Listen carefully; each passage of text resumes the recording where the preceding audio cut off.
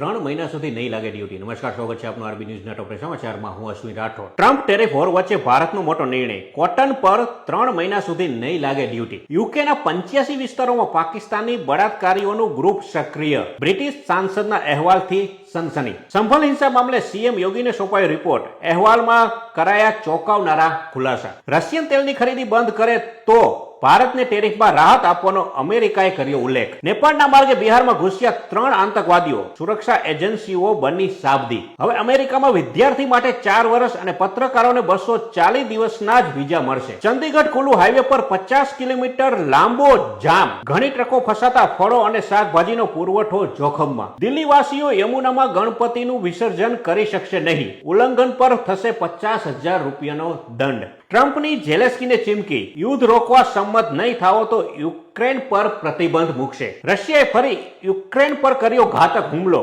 રાજધાની કીવને બનાવ્યું નિશાન। 3 લોકોના મોત અને 24 લોકો થયા ઘાયલ। તો આ તાજના ટોપ 10 ન્યૂઝ અને હું હતો આપની સાથે અશ્વિન રાઠોડ।